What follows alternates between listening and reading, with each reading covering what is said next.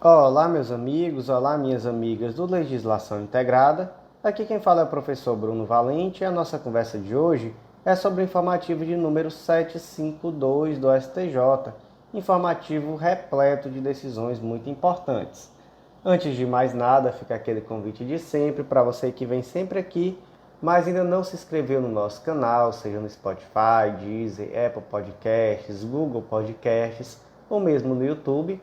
E também para você que ainda não ativou esse sininho para ficar sabendo de todas as novidades.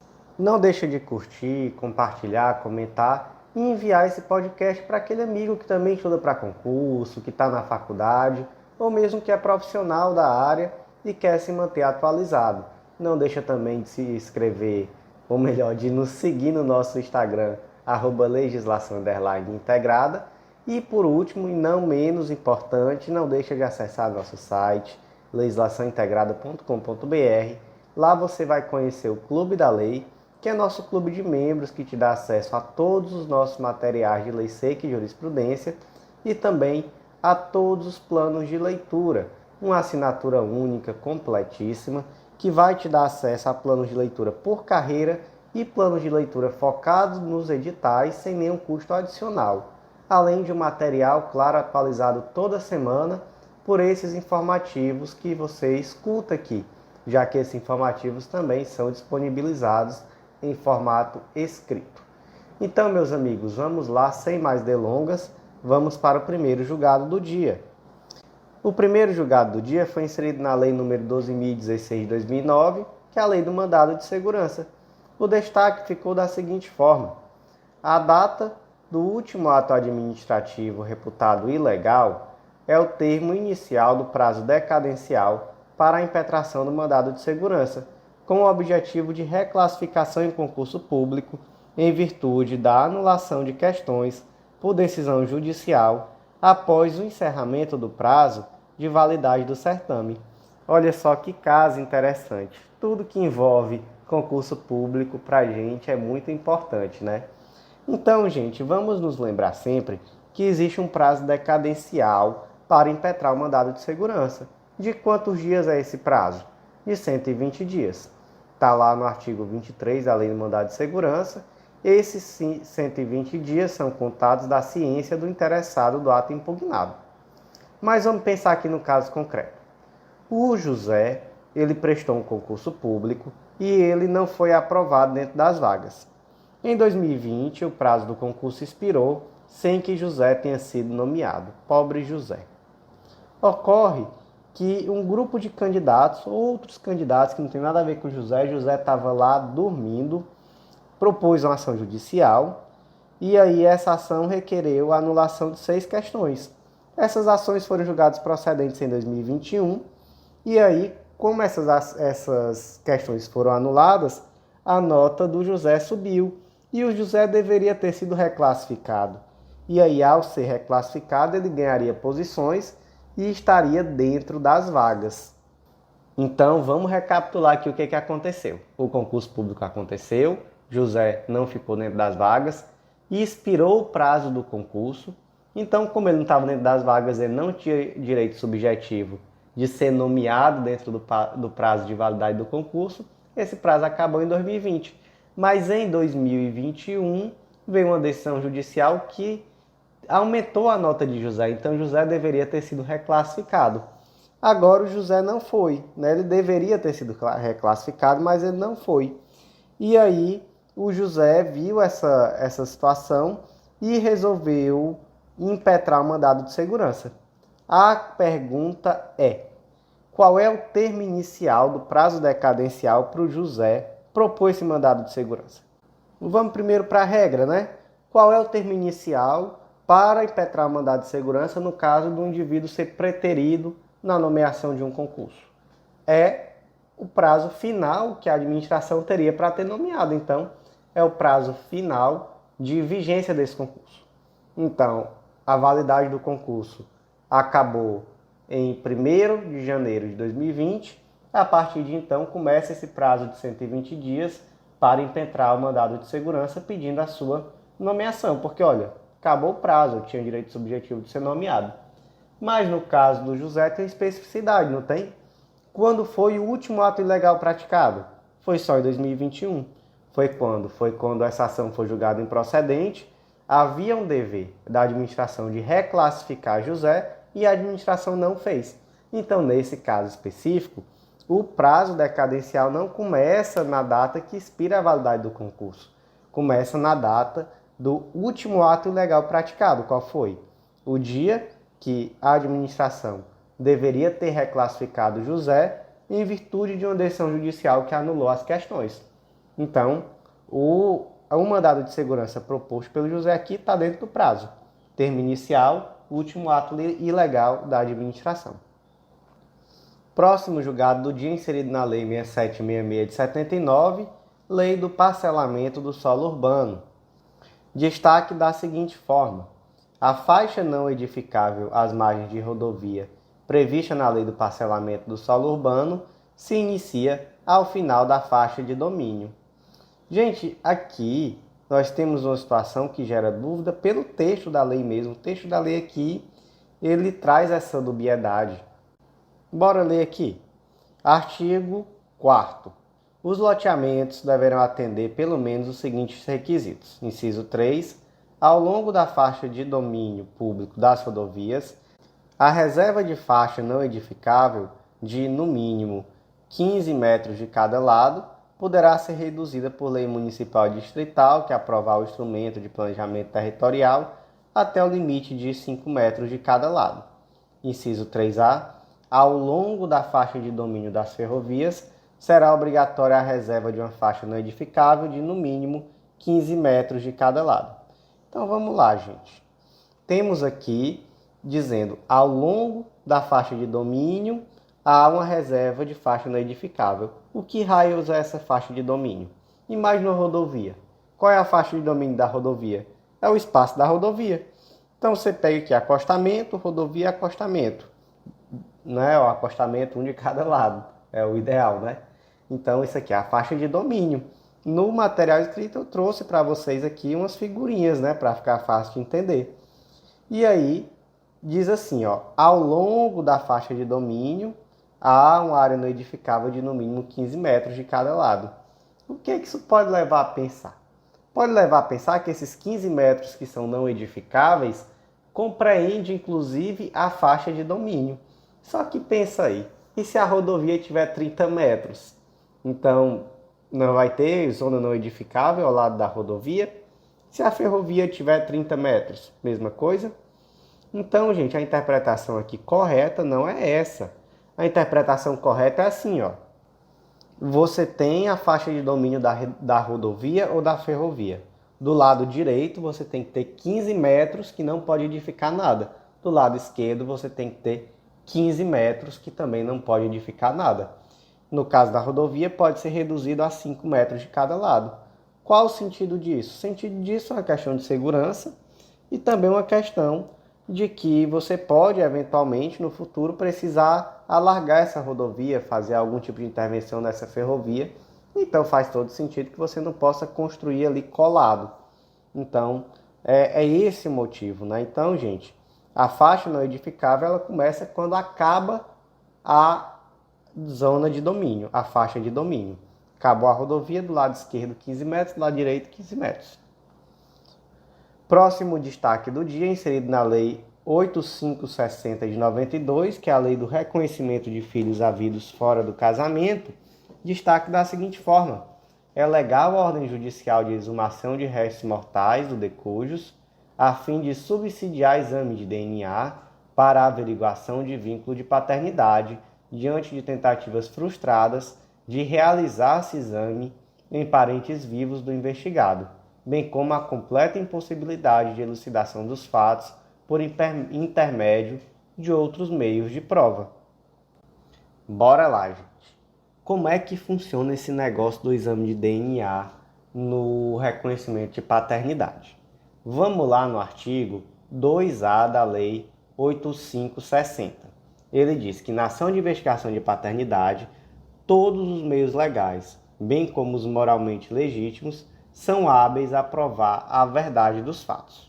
Até aqui nada de novo, ou seja, cabe qualquer prova válida em direito. Parágrafo 1º. A recusa do réu em se submeter ao DNA gerará presunção de paternidade a ser apreciada em conjunto com o contexto probatório. Então, gente, aqui a gente já tem uma especificidade, não tem? Imagina aqui que a Maria propôs uma ação de paternidade em face do João. E o João disse, não faço esse DNA não faço. O que existe aqui? Existe uma presunção de paternidade, porque ele não fez DNA, ele poderia fazer. E aí provaria que o filho da Maria não é filho do João. Não fez, então tem uma presunção. Presunção absoluta, professor? Não, né? Também não é presunção absoluta, porque senão só o que ia existir era a gente entrando com ação de investigação de paternidade contra o Neymar. E aí, se o Neymar não tivesse todo dia tirando sangue para poder fazer esses exames de DNA, ele ia estar cheio de filho tendo que pagar a pensão. Então também não é assim. Não adianta você pegar uma pessoa bem rica, entrar com ação de investigação de paternidade contra ela, para se ela não fizer o exame, seu filho ter um novo pai milionário. Não funciona assim, tá bom? A presunção é relativa, vai ser de acordo com as provas do processo. Então, imagina aí, Maria e João tiveram um relacionamento, passaram um tempo juntos, moraram juntos por um tempo, ou namoraram por um tempo mesmo. Então, assim, Maria propôs a ação, João, não lembro quem foi que eu falei, se negou a fazer o DNA. Então, olha, de acordo com as provas aqui, houve um relacionamento, é crível que esse rapaz seja pai da criança, então tem aqui uma presunção, a gente aplica, beleza? Parágrafo 2º. E esse parágrafo 2º é uma novidade legislativa, foi inserida pela Lei 14.138 de 2021, com o objetivo exatamente de evitar, de superar, melhor dizendo, algumas divergências jurisprudenciais. O que esse parágrafo diz?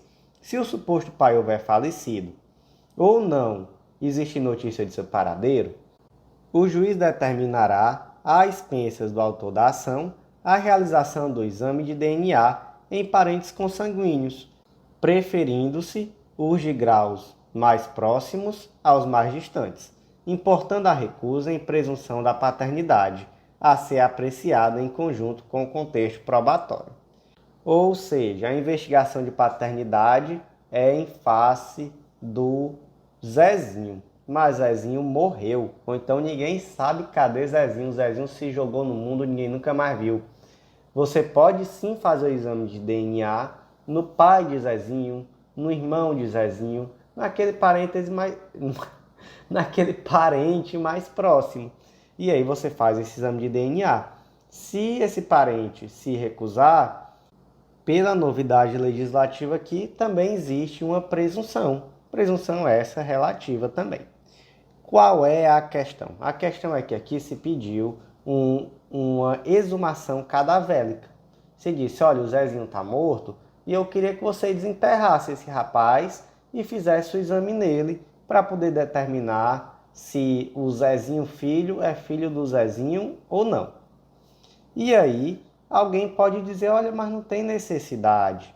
Não tem necessidade porque tem uma presunção aqui, né? Então, se você tem que pedir, é para fazer o exame no pai do Zezinho, no irmão do Zezinho. Então, se existe parente vivo, não tem necessidade. Alguém pode ir com a argumentação por aí. A grande questão, gente, é que, como eu já disse, essa presunção ela é relativa.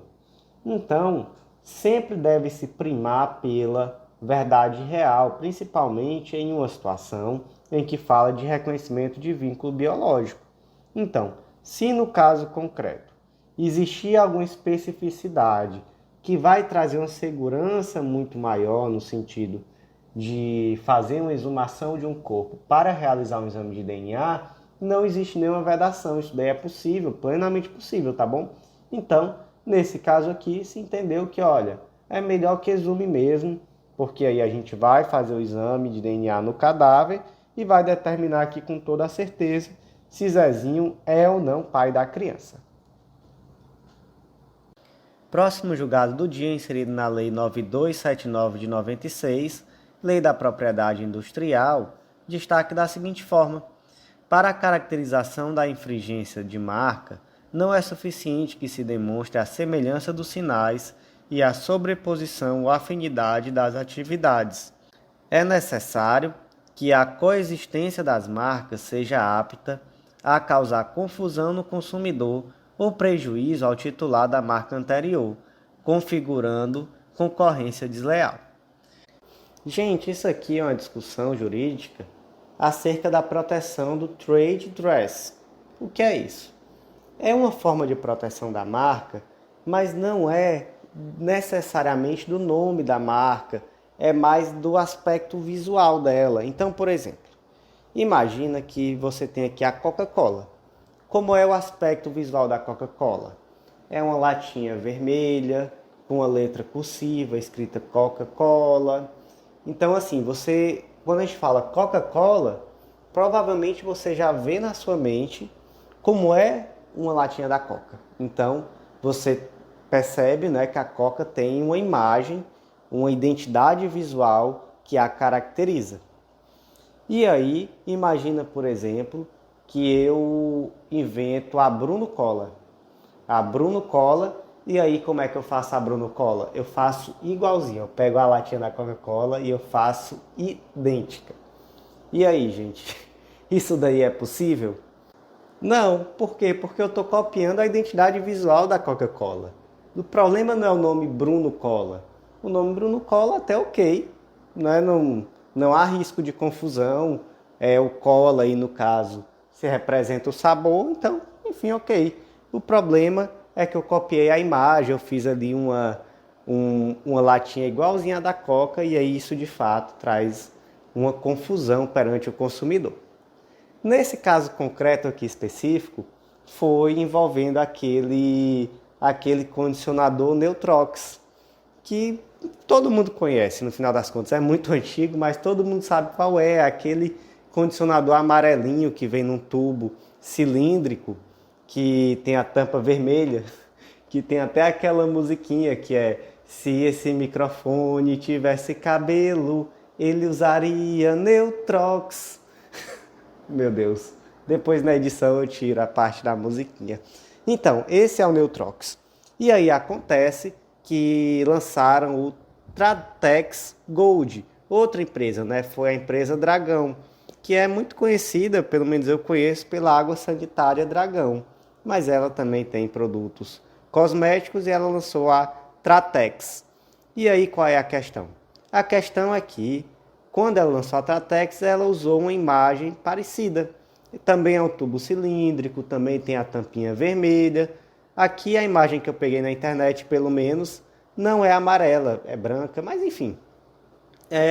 Visualmente é um pouco parecida. Eu coloquei no informativo escrito as imagens do Tratex e do Neutrox.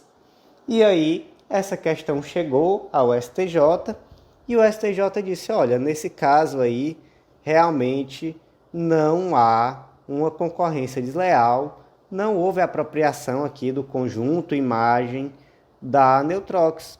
E disse mais, e disse: olha, essa falta de originalidade ou pioneirismo na roupagem utilizada pelo Tratex, é Tratex mesmo, é Tratex, ela segue, na verdade, uma tendência de mercado. Outras várias empresas já utilizam esse conjunto imagem mais ou menos semelhante.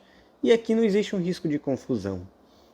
Claramente, apesar de haver aqui uma pequena semelhança, né, existe uma certa semelhança, tanto no formato do frasco, como em alguns outros pontos, mas não existe um risco de confusão. Realmente você consegue olhar para um e saber que é o Neutrox, e olhar para outro e saber que é o Tratex. E aí, inclusive, essa decisão traz alguns parâmetros interessantes para você definir se no caso concreto existe ou não cópia da roupagem do outro produto. Então, quais são esses critérios? O grau de distintividade intrínseca delas, o grau de semelhança, a legitimidade e fama do suposto infrator, o tempo de convivência dessas duas marcas no mercado, a espécie dos produtos em cotejo, a especialização do público-alvo e a diluição da marca. Então, assim, você pega esses critérios, mas enfim, na prática, você vê que realmente é uma questão muito do caso concreto. Inclusive, tem decisões dizendo que para que você verifique se houve essa cópia da roupagem da outra marca, muitas vezes é necessário, inclusive, prova pericial. Então, assim, não é algo tão simples, é uma coisa realmente muito de caso concreto. Próximo julgado do dia, inserido no Código de Processo Civil, destaque da seguinte forma: a ação demarcatória é a via adequada para dirimir a discrepância entre a realidade fática dos marcos divisórios e o constante no registro imobiliário. Gente, aqui no caso concreto foi mais ou menos o seguinte: o indivíduo ele tinha um imóvel e esse imóvel estava registrado como tendo 184 hectares. Só que aí ele fez ali um levantamento topográfico de referenciado e ele descobriu que, na verdade, esse imóvel teria 334 hectares. Então, quase o dobro, né? O imóvel era muito maior do que o que constava no registro público. Por quê? Por um erro do registro público. E aí o que ele fez? Ele entrou com ação demarcatória, requerendo que fosse modificado esse registro para constar aquilo que era correto. E aí o juiz disse que não, que na verdade o que ele estava fazendo era tentando usucapir uma área que a princípio não faz parte da propriedade dele. Então ele diz assim, olha, você tem aqui a propriedade de 184 hectares e você tem uma posse mansa e pacífica do restante. Então o certo aqui é você entrar com o uso capião para você ter a área toda. O que o STJ disse? Disse não, de forma alguma. O correto aqui é uma ação demarcatória mesmo. Aqui é uma questão tão somente de verificação de qual é a área correta desse imóvel que já pertence a ele. Então, ação correta aqui, ação demarcatória. Próximo julgado do dia, inserido na Constituição Federal, destaque da seguinte forma: a concessionária de rodovia não deve ser responsabilizada por roubo com emprego de arma de fogo cometida contra seus usuários em posto de pedágio. E aqui, gente, temos o artigo 37, parágrafo 6º da Constituição Federal, que traz aquela regra da responsabilidade objetiva do poder público. Acontece que traz também, naturalmente, o direito de regresso contra o responsável em caso de dolo ou culpa. E aqui, no caso da concessionária de rodovia, a gente tem uma responsabilidade objetiva, inclusive porque se trata aqui de uma relação consumerista, mas o STJ já entendeu que não é possível você responsabilizar uma concessionária por um roubo com arma de fogo na rodovia, por se tratar aqui de um nítido fato de terceiro. Então é um fortuito externo que vai excluir, inclusive, o nexo de causalidade. Então, da mesma forma, o STJ entendeu que se esse roubo com utilização de arma de fogo acontece no posto de pedágio. Então, mesmo assim, mesmo sendo no posto de pedágio, não há responsabilidade da empresa. Próximo julgado do dia, inserido no Código de Processo Civil, destaque da seguinte forma: na ação que requer a concessão de benefício de pensão por morte, há litisconsórcio passivo necessário e unitário entre o administrador do plano de previdência complementar e os demais beneficiários do falecido participante. Vamos aqui para um caso concreto.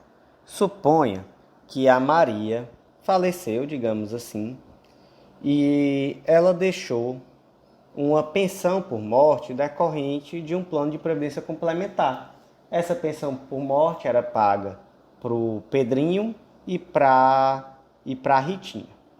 Acontece que posteriormente surgiu ali um terceiro Enzo e ele impetrou, ele propôs uma ação contra a administradora do plano, dizendo, olha, eu também sou beneficiário da falecida, então eu também quero receber aqui a minha parte que me cabe desse benefício. Qual é a questão? Hoje o benefício é dividido por 2. Se o Enzo ganhar, o benefício vai passar a ser dividido por 3. Então, gente, os outros beneficiários, que no caso aqui eram o João e a Ritinha, eles têm direito de participar dessa ação? Tem, não é só uma questão de ter direito. Há aqui um litisconsórcio passivo necessário. Então, você tem necessariamente que propor a ação contra os 3, né? Então, você vai propor a ação contra o plano, contra a administradora e contra os beneficiários. Inclusive aqui havia litisconsórcio passivo unitário, né? Porque o resultado da ação vai interferir na esfera de todos de uma forma igual. Próximo julgado do dia inserido no Código Civil, destaque da seguinte forma: a existência de bem público não demarcado em condomínio pró-indiviso com particulares não impede a ação de usucapião parcial. Então vamos lá. Primeira coisa, dá para usucapiar bem público? Dá não, né, gente? Está lá no artigo 102 do Código Civil, os bens públicos não estão sujeitos a usucapião. Não dá, letra de lei. Agora, imagina que existe um condomínio pró-indiviso, que é um condomínio pró-indiviso, é aquele condomínio que você não consegue determinar que pedaço daquele imóvel é de cada pessoa, então é um todo unitário e cada um ali tem partes ideais. De quem é esse imóvel? De quem é esse terreno, por exemplo?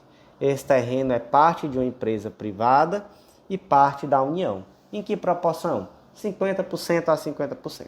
Show. E aí? É possível que se proponha uma ação de usucapião em relação à parte desse imóvel? É possível. Por quê? Porque parte desse imóvel é privado. Então você até consegue usucapiar, mas aqui você vai conseguir usucapiar na proporção daquilo que é privado. E aí, gente, tem ainda, nesse julgado específico, né, ainda existe uma situaçãozinha aqui conflituosa, porque se alegou que parte desse imóvel também pertencia à Terra Cap, que é a Companhia Imobiliária de Brasília. E os imóveis da Terra Cap, que é uma empresa pública, então pessoa jurídica de direito privado, teoricamente, né, se você for pensar, não são bens públicos, em teoria. Só que o que acontece? Esses bens eles são destinados à habitação pública, então esses bens eles também são impioráveis, mesmo caso dos bens que fazem parte do sistema financeiro de habitação. Então são bens que, apesar de não serem propriamente bens públicos, também são impioráveis. Então aqui é a mesma coisa. Só que a questão aqui é que nesse caso concreto não se demonstrou que esses imóveis, não, ou melhor, esse grande imóvel pertencia à Terra Cap. Então, realmente nesse caso concreto aqui se entendeu que era possível a usucapião parcial desse imóvel. Próximo julgado do dia, inserido na Constituição Federal, destaque da seguinte forma: em caso de recusa de cobertura securitária, não cabe ao Poder Judiciário, em ação civil pública, impor a obrigação de a segurança fornecer todos os elementos coligidos no procedimento de regulação de sinistro, e não apenas a mera justificativa. Gente, vamos imaginar aqui uma situação.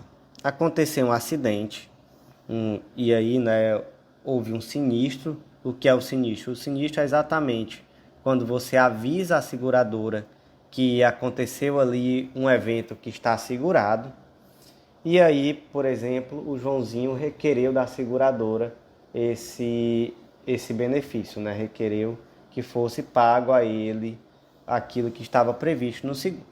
E a seguradora negou, e para tanto, ela fez todo aquele procedimento, né, interno, e ela trouxe ali uma justificativa para a negativa.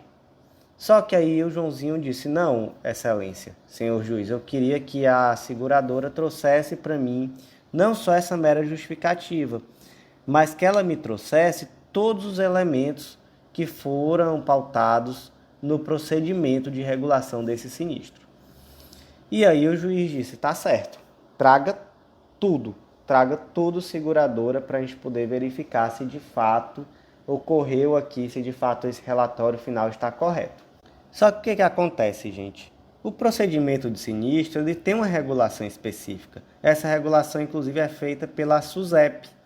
E aí, dentro dessas regulações técnicas, já se diz como é que se procede, o que se faz, como é que é essa justificativa.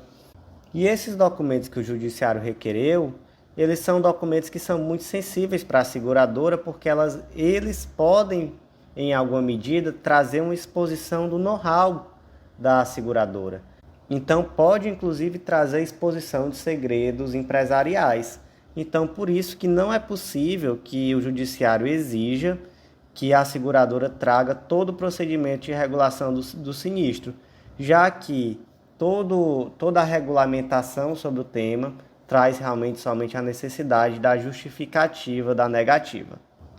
Próximo julgado do dia inserido na Lei de Drogas, Lei número 11.343 de 2006, destaque da seguinte forma: a apreensão de petrechos para a traficância, a depender das circunstâncias do caso concreto, pode afastar a causa de diminuição da pena do artigo 33, parágrafo 4º da Lei 11.343.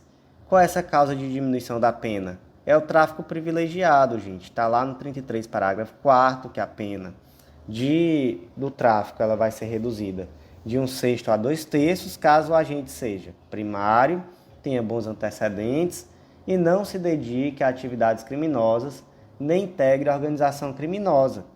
Qual é o grande problema na prática? O grande problema é que tem juiz que utiliza de tudo para poder querer dizer que o indivíduo se dedica à atividade criminosa, ou integra a organização criminosa. E, gente, isso daqui não pode ser uma mera presunção. Então, por exemplo, o indivíduo foi preso com uma quantidade maior de drogas do que o convencional. Aí o juiz diz: com certeza esse rapaz é de facção criminosa. Existe aqui uma ligação direta? Você até pode inferir, né? Você até pode dizer, não, mas normalmente hoje o tráfico de drogas é controlado pelas facções, então provavelmente ele é faccionado. Enfim, a gente pode, né, dialogar isso daí e dizer realmente, provavelmente é. Mas o provavelmente é suficiente para uma condenação criminal? É suficiente para afastar aqui uma situação de um benefício previsto em lei? Não é, né, gente? Então, para que se afaste o tráfico privilegiado, tem que haver uma prova concreta, no sentido de que o indivíduo integra a organização criminosa, ou pelo menos se dedica à atividade criminosa. E aqui, nesse caso concreto, o que aconteceu? O indivíduo ele foi preso com vários petrechos para traficância. Quais eram esses petrechos? Ele foi preso com balança de precisão, colher, peneira, todos com resquício de cocaína, né? Porque aí tem esse detalhe, porque você pode dizer, balança de precisão eu tenho para fazer ali a minha dieta, eu peso o meu arroz, eu peso o meu feijão, eu peso a minha proteína. Colher eu também tenho para comer, peneira eu tenho para coar a minha gominha de tapioca. Então, assim, para peneirar, né, quer dizer, minha gominha de tapioca. Então, assim, isso aí todo mundo tem em casa, o que que tem? Só que aqui tem um detalhe, né? Todos estavam com resquício de cocaína. E fora isso, ele tinha 66 frasconetes de cocaína. Então, olha só. Nesse caso concreto, realmente dava para inferir que ele se dedicava à atividade criminosa. Ele tinha uma estrutura, né? Tudo aquilo ali estava ali sujo de cocaína, né? Então tinha ali, enfim, havia ali naquela situação concreta motivo suficiente para acreditar que sim. Agora não existe aqui uma automaticidade, tá, gente? Não é porque um indivíduo foi preso com petrechos que você já vai de cara afastar o tráfico privilegiado. Não existe aqui relação automática. Nesse caso concreto, o STJ, inclusive aqui foi a 5ª turma do STJ, entendeu por unanimidade que dava para afastar, porque realmente havia fortíssimos indícios, né, de que esse indivíduo se dedicava a atividades criminosas. Próximo julgado do dia, inserido no Código Penal, destaque da seguinte forma: são atípicas as condutas de submeter-se à vacinação contra a Covid-19 em local diverso do agendado e ou com aplicação de imunizante diverso do reservado e ou de submeter-se à vacinação sem a realização de agendamento. E aqui, gente, o caso concreto foi o do Wesley Safadão, o cantor. Para quem não lembra, isso aqui deu uma confusão muito grande, porque estava agendado para ele e uma empresária dele, ou ex-empresária, não lembro bem, se vacinar. E a vacina do dia era a Janssen. A AstraZeneca. Só que ele queria se vacinar com a Janssen. Por que ele queria? Porque parece que ele ia fazer um show lá nos Estados Unidos e naquele momento o passaporte sanitário dos Estados Unidos ele não aceitava a vacina AstraZeneca, então ele queria se vacinar com a Janssen. E aí, para quem não sabe, a família do Safadão tem uma influência política, né? A mãe dele é política já de muito tempo, enfim, a família dele tem uma influência política no estado do Ceará e aparentemente ele se valeu ali em algum nível, né, de influência dentro do posto de saúde para poder conseguir se vacinar com a vacina que ele queria. E além disso, a esposa dele estava lá presente, não estava agendada, ela ainda não tinha idade para se vacinar, já que era naquele período que não tinha vacina para todo mundo ainda, então ia de acordo com as faixas de idade. E ela também entrou lá na garapa e também tomou a vacina dela. E aí, isso daí foi uma confusão, muita gente com certeza acompanhou, o Ministério Público chegou a propor um acordo, não lembro se foi uma NPP, enfim, realmente eu não me lembro, isso aqui não estava no relatório, então realmente eu não me lembro qual foi formalmente, né, aquilo que foi proposto, mas seria o pagamento de um valor bem alto e o Safadão não aceitou naquele momento, o processo correu e ele foi inocentado.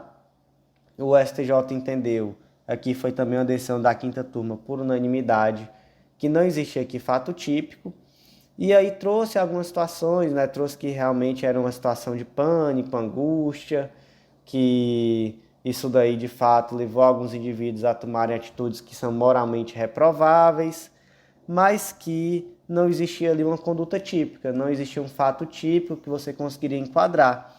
E o STJ, ou melhor, o Ministério Público, ele queria enquadrar isso como peculato à apropriação e como corrupção passiva.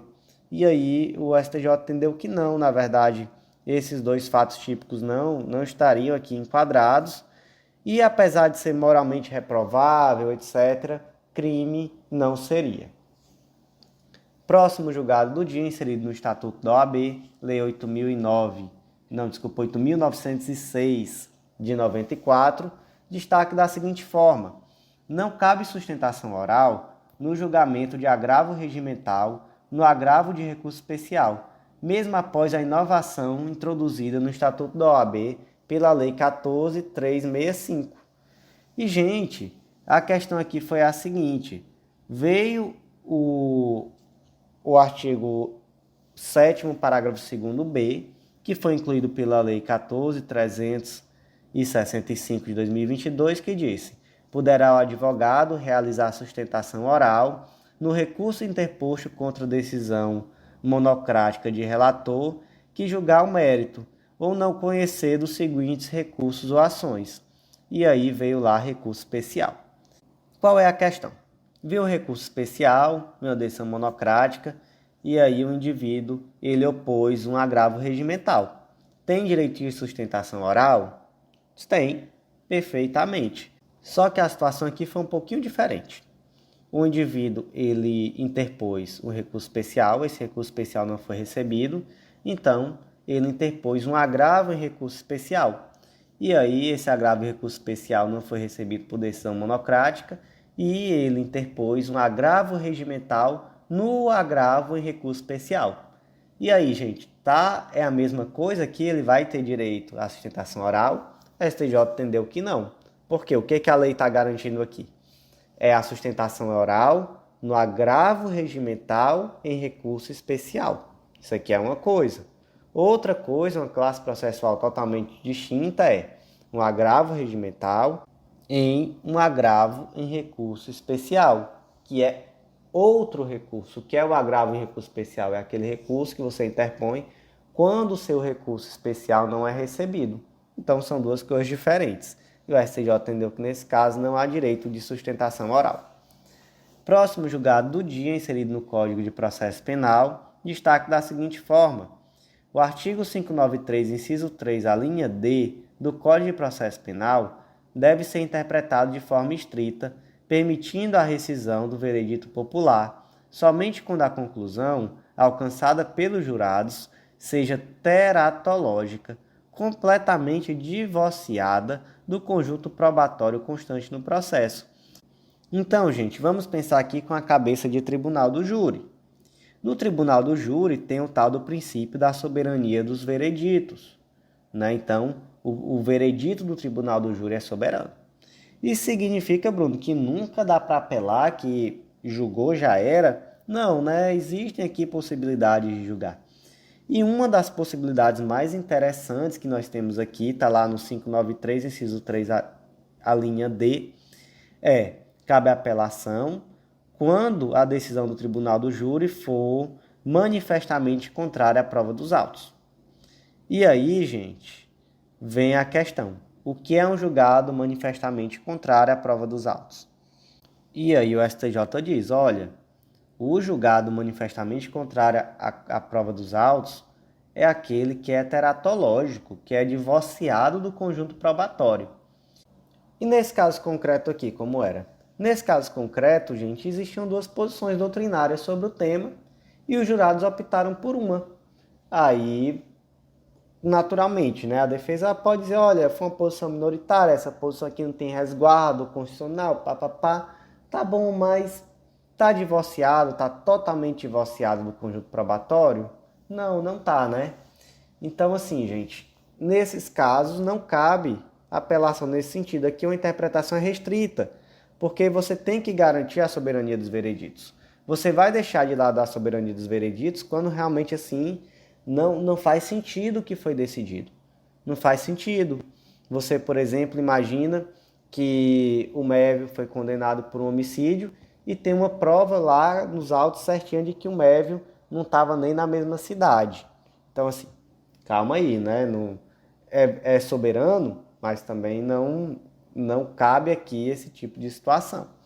Mas se for uma questão simplesmente doutrinária, uma questão de adotou a doutrina A, adotou a doutrina B, não. Nesse caso não cabe a apelação por prova manifestamente contrária, ou melhor, por decisão manifestamente contrária às provas dos autos. E então, meus amigos, por hoje foi isso. Eu agradeço muito a você que ouviu até o final. Faço de novo aquele convite, não deixa de acessar legislaçãointegrada.com.br, conhecer o Clube da Lei e vir fazer parte do nosso clube de membros. Então, por hoje foi isso. Até a próxima.